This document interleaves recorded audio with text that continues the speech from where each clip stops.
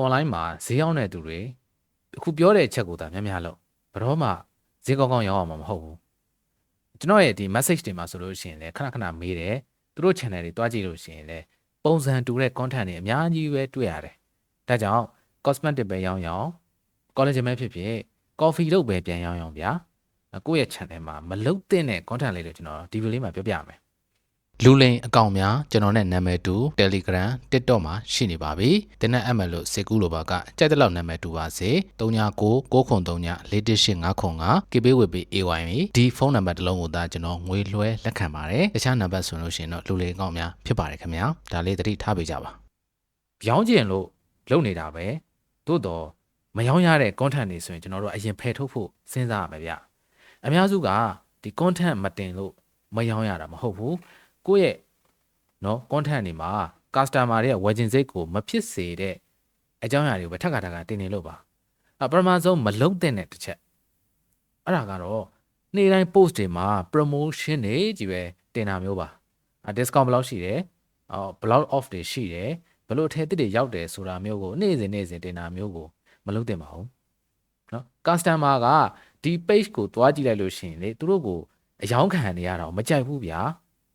နော်အယောင်းခံရတာမကြိုက်ဘူးအဲ့တော့ဒီ page ကဈေးပဲရောင်းနေတာပဲလို့မြင်တယ်promotion ဆိုတာကကျွန်တော်တို့ဝယ်မဲ့သူတွေရဲ့ decision ကိုတော့မြန်စေတယ်နော်ဒါပေမဲ့ decision လုံးဝမချရသေးတဲ့သူတွေဆိုရင်တော့ promotion ကိုဝယ်ဖို့အတွက် promotion ကမလုပ်ပေးနိုင်ဘူးဗျအဲ့တော့ number 2ချက်collagen ပဲဖြစ်ဖြစ်ကျွန်တော် coffee dough လေးပဲဖြစ်ဖြစ်တခုခုကိုယ်တိုင်ထက်ခါတောက်ပြတတ်တာမျိုးတွေပေါ့နော်ဒီမှာရှိတယ်ကျွန်တော်လာမဲ့သူတွေမှာ coffee တို့ရောင်းတဲ့အမတယောက်ရှိတယ်အဲ့တော့ပထမမနက်ဆိုလို့ရှိရင်ချီလေးတို့ရေကျွန်မ coffee လေးတောက်ပါပြီဆိုပြီးတောက်ပြတယ်ညကျရင်လည်းတောက်ပြတယ်အဲ့ဒါဟိုပဲတနေ့ကုန်ထိုင်တောက်ပြနေတာကျွန်မတောက်နေတယ်ကျွန်မဒါလေးသုံးနေတာအဲ့လိုကြီးပဲတင်တာအဲ့တော့ customer ဆိုတာကဗျာအဲ့ဒါနဲ့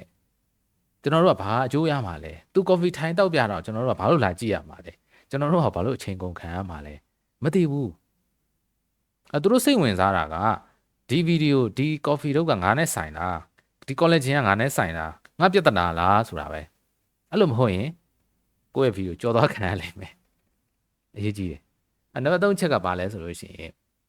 before နဲ့ after ပုံတွေတင်တာပေါ့နော်အဲ့တော့အဲ့ဒါတွေကဟုတ်တယ်တင်လို့ရတယ်before တော့ဘယ်လိုပုံစံ after တော့ဘယ်လိုပုံစံအဲ့ဒါလေးတင်လို့ရတယ်ဒါပေမဲ့အများအားအဲ့ပုံတင်ရုံလောက်နေတော့မလုံလောက်သေးဘူးအဲ့ဒီလို transformation ဖြစ်သွားစေတဲ့အကြောင်းတရားထားပါတော့ဗျာကျွန်တော်တို့ collagen ရောင်းတဲ့သူတွေမတောက်ခင်တော့ဒီပုံတောက်တော့ဒီပုံဒါပေမဲ့ collagen ကိုဘယ်လိုပုံစံတောက်သွားရတယ်လဲဆိုတဲ့ story တွေမပြောဘူးအဲ့ဒီ before after ပုံတွေကဗျာခုခေတ်မှာ AI နဲ့လုပ်လိုက်ရင်တော့လှသွားမှာပဲအဲ့တော့ AI နဲ့လုပ်လို့ရတဲ့အရာလူတိုင်းကလုံးလုံးနိုင်တဲ့အရာကိုကျွန်တော်တို့ကတိတ်များများဆန်းဆန်းမတင်သင့်တော့ဘူး story ကိုများများပြောသင့်တယ် transform story ကဘယ်လိုဖြစ်သွားတာလဲဘယ်လိုတွေသုံးခဲ့လို့လဲဒါတွေကိုကျွန်တော်တို့ကလုပ်ဖို့လိုတယ်အဲ့နံပါတ်၄ချက်ကတော့ကိုယ့်ရဲ့ product မှာဘာအသားနဲ့လုပ်ထားတာဘယ်လိုမျိုးလုပ်ထားတယ်ဆိုတဲ့ feature တွေကိုပဲအသေးစိတ်ပြောနေတာမျိုးပါတခါတလေဟုတ်တယ်ပြောဖို့လိုတယ်သို့တော်လည်းတော်တော်များများအချိန်တော်တော်များများမှာ customer ဆိုတဲ့လူတွေကလူတော်တော်များများကအဲ့ဒီပစ္စည်းမှာဘာတွေထည့်လုပ်ထားသလဲဆိုတာကိုသိမသိကြအောင်ပြဿနာတစ်ခုတက်လို့ knowledge share တဲ့အနေနဲ့လုပ်တာကလွဲလို့ပေါ့နော်ဥပမာဗျာဗိုက်တာမင် C တို့နော် collagen မှာဘယ်လောက် milligram ပါတာတို့ပြီးတော့သူ့ရဲ့ crystal လေးတွေကဘယ်လိုဖြစ်တာတို့အဲ့ဒါလေးတွေကိုပြောထည့်ပြောလို့ရတယ်သို့တော်လည်း customer တော်တော်များအဲ့ဒါသိနားမလဲအဓိကသူတို့နားလဲတာကသူတို့အသားရည်မွဲ6နေတယ်မျက်နှာလေးတွေမှာစောင်းနှင်းဘက်ဆိုရင်စိုးမနေဘူး6နေတယ်မိတ်ကပ်နော်အများနဲ့ဖို့နေရတယ်မျက်နှာရည်မွဲ6ဖြစ်နေအဲ့ဒါဆိုလို့ရှိရင်နော်ဒီ collagen တော့မဟုတ်ဒီဟာကဖြည့်ရှင်းနိုင်တယ်ဆိုတော့ပြဿနာမျိုးကျွန်တော်တို့ကများများပြောပေးဖို့လိုတယ်အဲ့တော့တကယ် real life ပြဿနာကိုဗျာပြောဖို့လိုတယ်ကို့မှာပစ္စည်းမှာဘာတွေပါတယ်ဆိုတာထက်သူတို့ရဲ့ပြဿနာကိုဖြည့်ရှင်းပေးတဲ့ content မျိုးလုပ်ပါ feature တွေမပြောပါနဲ့အဲ့လို content တွေမတင်ပါနဲ့ဟုတ်ပြီနော်နံပါတ်5အချက်ကတော့ကျွန်တော်တို့ဈေးနှုန်းတွေကိုပဲပြောတဲ့ video မျိုးပေါ့ဈေးနှုန်းတွေကိုပဲပြောတယ်ဒီနေ့ဘယ်လောက်ရှိတယ်ဒီကတော့ဘယ်လောက်ပါနော် discount ဘယ်လောက်ရှိတယ်customer ရဲ့ဈေးတော့သိပြီဒါပေမဲ့ဘာကြောင့်ဝယ်သင့်တာလဲဆိုတော့သူတို့မသိဘူးဈေးသိတယ်လေဒါပေမဲ့ဘာလို့ဝယ်ရမှာလဲဈေးသိုံနဲ့ order တက်တာမဟုတ်ဘူးဗျဒါလေးကိုနားလည်စေချင်တယ်အဲ့နံပါတ်6ချက်နော်နံပါတ်6ချက် product ကို hero လုပ်ထားတာအဲ့တော့ video ထဲမှာပစ္စည်းကိုလှည့်ပြရတယ် zoom လေးတွေဆွဲပြရတယ် box လေးတွေနဲ့ရိုက်ပြထားတယ်ဒါပဲအဲ့တော့အဲ့ဒီဟာကြီးပြရုံနဲ့ကျွန်တော်တို့ product ကိုဝယ်သွားပြီလို့ထင်လားထင်ရလားနော်အဲ့လိုမျိုးပါအဲ့လူတွေက product ကိုမဝယ်ဘူးသူတို့လိုချင်တဲ့ result တွေသူတို့အတွက်ဘာရမလဲဆိုတာတွေဝယ်တာအဲ့တော့ဥပမာ collagen ဆိုရင်ဗျာဟုတ်ပြီသူတို့ဘာကြောင့်ဝယ်မှာလဲသူတို့ရဲ့အသားရည်ကိုဂလိုးဖြစ်သွားစေတာလားသူတို့ collagen ကိုများများတောက်တဲ့အများတန်းတောက်ပြီဆိုလို့ရှိရင်သူတို့ရဲ့ confidence တွေတက်လာမှာလားလူကြားမှာကျွန်တော်တို့လူတော်တိုးရဲလာမှာလားကို့အများတန်းเนาะEX ကကို့ထားသွားတဲ့အကြောင်းရင်းမှာကို့မျက်နှာလေးကအဲ့လိုမျိုးဖြစ်နေလို့နောက်ချစ်သူတွေကြားရင်ဒီလိုမျိုးမော်ကြွားပြနိုင်တာမျိုးလား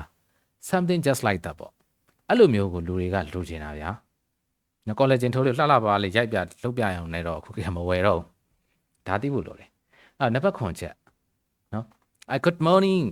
happy friday ချစ်လေးတို့အဲ့လို follower ရှိလို့တင်တာဒါပေမဲ့လည်းအဲ့ဒါကကိုယ့်ရဲ့ product တွေကိုလူတွေကိုဝယ်သွားစေတဲ့ sale အဖြစ်ကိုမကူညီပါဘူးကိုယ့်ရဲ့ page က reach တွေတောင်မှပဲမတတ်နိုင်ဘူးဗျနော်မတတ်နိုင်ဘူးအဲ့တော့ content အတိုင်းမှာကျွန်တော်တစ်ခုခုသင်ပေးရတယ်နော်အဲ့တစ်ခုခုကိုခံစားစေဖို့ပြောရတယ်တစ်ခုခုကိုယုံကြည်စေရတယ်အဲ့ဒါမပိုင်အဲ့လို content မျိုးကကိုယ့်ရဲ့ဈေးကိုရောင်းစီမှာမဟုတ်ဘူးအဲ့တော့နံပါတ်8လူတိုင်းကိုရောင်းဖို့ကြိုးစားနေကြတာဒါကတော်တော်များများကငါ page ကိုလူများများသိရင်ငါလူများများကိုရောင်းရမယ်လို့ထင်နေတဲ့ကျွန်တော် myth ပေါ့ယုံမှားတန်တွေက follower များပြီဆိုတာ ਨੇ ငါတို့ page မှာလူအများကြီးဝယ်မယ်ဆိုပြီးတော့ကျွန်တော်ကိုယ်တိုင်လည်းအဲ့လိုတွေးခဲ့ပူတယ်လုံးဝတက်စင်အောင်လွဲတာအဲ့တော့ကျွန်တော်တို့ follower များတိုင်းရောင်းရတာမဟုတ်ဘူးเนาะ follower များတိုင်းရောင်းရတာမဟုတ်ဘူးကိုယ့်ရဲ့ပစ္စည်းကိုယောက်ျားရောအမျိုးသားရောအမျိုးသမီးရောကလေးရောခွေးရောလူကြီးရောအကုန်လုံးရောင်းနေတယ်ဆိုဘယ်သူမှရောင်းရမှာမဟုတ်ဘူးအဲ့တော့တခုခုပဲကျွန်တော်တို့ကဒါကိုလူတိုင်းတောက်လို့ရတယ်လူတိုင်းသုံးလို့ရတယ်လို့ပြောရင်ဘယ်သူအတွက်ဆိုတာမရှင်းလင်းဘူးเนาะမရှင်းလင်းပါဘူးအဲ့ဒီလိုပြောရင်ဘယ်သူအတွက်လဲဆိုတာမရှင်းလင်းတာဖြစ်တဲ့အတွက်ကျွန်တော်တို့ကရှင်းလင်းအောင်ခွဲခြားပြီးပြောဖို့လိုတယ်ဥပမာအသက်30ကျော်ပြီเนาะအသားရည်ခြောက်လာတဲ့အမျိုးသမီးတို့ဥပမာပေါ့เนาะအဲ့လိုလေးပြောလိုက်ပြီဆိုလို့ရှိရင်အသက်30ကျော်ပြီဟုတ်ပြီအသက်30ဆိုကျွန်တော်တို့လည်းအသက်30ကျော်ပဲဒါပေမဲ့အမျိုးသမီးတို့ဆိုကျွန်တော်တို့မပါတော့ဟောအဲ့ဒါငါပြောတာမဟုတ်တော့ဒါပေမဲ့အသက်30ကျော်တဲ့အမျိုးသမီးတွေဆိုရင်အော်ငါ့အိတ်ထဲမှာပါလားဆိုတော့အရင်ဆုံးတို့ remind ဖြစ်သွားစေတယ်အဲ့လိုပြောရင်လူတွေကကိုယ့်ကိုပြောနေပါလားဆိုတဲ့တက်ခတ်ကိုထိစေတယ်အဲ့ဒါကိုကျွန်တော်တို့က content ပြောတဲ့အချိန်မှာထည့်ပြောဖို့လို့အဲ့လိုမပါဘဲနဲ့လူတိုင်းတောက်လို့ရပါလူတိုင်းသုံးလို့ရပါတယ်ဆိုလို့ရှိရင်ဒါကတက်ခတ်မရှိတဲ့နော်ပြစ်ချင်တိုင်းပြစ်မှတ်မရှိတဲ့များတယ်ကြီးထိုင်ပြစ်နေတယ်လို့ဖြစ်နေလိမ့်မယ်ဒါကိုပြောချင်တာအဲ့တော့နံပါတ်9ချက်အခုခေတ်မှာကျွန်တော်ကြည့်နေတာဟို page တွေတော်တော်များကြည့်လိုက်လို့ရှိရင်အကတွေကြီးပဲခုံကနေကြတာအဲ့တော့ခုံကနေနေတဲ့ page တွေကဟိုလူတွေတော့ချစ်ပါတယ်ဒါပေမဲ့အဲ့ဒီဟာကတကယ်ဟောအယောင်ဖြစ်ရလားပေါ့တကယ်အယောင်ဖြစ်စေလားအဲ့ဒီ trend တွေကလူတိုင်းကရောကိုယ့်ရဲ့ page မှာအများနဲ့ကနေနိုင်မလားပြီးတော့အဲ့လိုမျိုးကရတယ်ဆိုတာလည်းလူငယ်လေးတွေပဲကတာကဲလူကြီးတွေအမျိုးသမီးတွေရောင်းနေဆိုလို့ရှိရင်ရောကချင်ပါမလားအဲ့တော့ကျွန်တော် trend တွေကို join နေဆိုတာကတစ်ခါလေအလုပ်ဖြစ်ပါတယ်ကိုယ့်ရဲ့ page ကို reach တက်သွားစေတယ် follow တွေတက်လာစေတယ်ဒါပေမဲ့ကိုယ့်ရှီကဈေးဝယ်ခြင်းလို့တက်လာတဲ့သူလားသို့မဟုတ်ကိုဖြောပြတာကိုပဲထိုင်ပြီးတော့လာကြည့်ခြင်းတဲ့သူတွေပဲလားသို့ကိုယ့်ရုပ်လေးရဲ့ချောလို့လာကြည့်တဲ့သူလားပေါ့အဲဒါကကျွန်တော်အနေနဲ့မှားတယ်လို့မပြောချင်ဘူး follower များတာကကျွန်တော်တို့ရဲ့ identity တစ်ခုကိုနောက်ကနေမှ support ပေးတဲ့နော် follower လူတွေရဲ့အမြင်ကိုကောင်းစေတယ်ဒါပေမဲ့ကျွန်တော်တို့လိုချင်တာကဈေးရောက်ချင်တာတကယ် customer ဖြစ်စေမဲ့လူပဲကျွန်တော်တို့ကင်ဆုပ်ထားတာအဲ့လိုမျိုးဖြစ်အောင်ကျွန်တော်တို့လုပ်ဖို့လိုတယ်အဲကြောင့် view နော်ရာခဏန်းရှိထောင်ခဏန်းရှိအောင်နဲ့ဈေးရောက်ရတဲ့သူတွေအများကြီးရှိတယ် view တန်းခဏန်းချီပြီးတော့ဈေးပြောင်းရတဲ့သူတွေလည်းအများကြီးရှိတယ်ဒီနေရာမှာအများကြီး quality အများကြီးရှိတယ်နော်အဲ့ဒါကိုကျွန်တော်တို့က customer နဲ့ချိတ်ဆက်ဖို့ trend join အောင်မှာပဲ customer နဲ့ဘယ်လိုချိတ်ဆက်မလဲဆိုတော့ combination need hybrid လုပ်နည်းတွေကိုကျွန်တော်လေ့လာဖို့လိုတယ်အဲ့ဒါမဟုတ်ရင်တော့ကျွန်တော်တို့ကဖြောပြနေတဲ့နော်ဖြောပြတဲ့သူတက်တက်ပဲဖြစ်သွားလိမ့်မယ်ကျွန်တော်ဖြောပြမှာမဟုတ်ဘူးကျွန်တော်တို့ကဈေးအောင်ပါနောက်ဆုံးနံပါတ်10 content တိုင်းမှာဝယ်ပါဆိုပြီးတော့ပြောနေတဲ့သူတွေ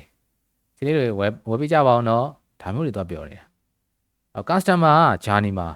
မတည်သေးတဲ့သူ အဲ့ဒီကနေမှစိတ်ဝင်စားတဲ့သူပြီးရင်နှိုင်းရှင်နေတဲ့သူနောက်ဆုံးဝယ်ဖို့ဆုံးဖြတ်တော့မဲ့သူဆိုတဲ့ဒီအဆင့်တွေရှိတယ်ဗျာမတည်သေးတဲ့သူကိုကျွန်တော်တို့ကဝယ်ပါလို့ပြောပြီးဆိုရင်မဝယ်ဘူးသိကြတယ်ဒါကြောင့်ကျွန်တော်တို့ကအရင်ဆုံးအဲ့ဒီမတည်သေးတဲ့သူတွေသိအောင်အရင်ဆုံးအတိပေးပါပြီးတော့သူတို့ကိုကျွန်တော်တို့ကုညီချင်းအဖြစ်သူတို့ရဲ့ပြဿနာဖြစ်ချင်းအဖြစ်ယုံကြည်အောင်လုပ်ပါပြီးတော့ကိုဟာလည်းတန်ဖိုးရှိတဲ့လူတစ်ယောက်ဆိုတာကိုလူတွေတဲ့မျက်လုံးထဲမှာမြင်ပါသူတို့အုံနောက်ထဲကိုအများနဲ့ရိုက်သွင်းပါပြီးရင်သူတို့ရဲ့ဖြစ်နေတဲ့အခက်အခဲတွေနဲ့ကိုရောင်းတဲ့ product ရဲ့ဆက်ဆက်မှု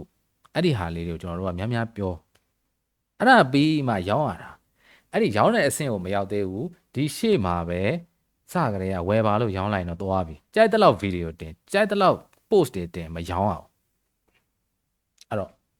ဒါကိုကျွန်တော်က customer journey marketing လုပ်တယ်လို့ကျွန်တော်နာမည်ပေးထားတယ်အဲ့တော့ content တစ်ပုဒ်တင်တယ်ဆိုတာက marketing လုပ်တာမဟုတ်ဘူး content ကနေမှချက်ပေါက်ထဲဒီရောက်လာဖို့ဆိုလို့ရှိရင်အဲ့ဒီ customer ရဲ့ journey ကိုအသေးစိတ်သိဖို့လိုတယ်အဲ့တော့ဒီဟာကိုကျွန်တော်အခုလမှာတင်တန်းလေးစပြီးတော့ training နေနဲ့ဖွင့်ထားပါပြီစိတ်ဝင်စားတယ်ဆိုလို့ရှိရင်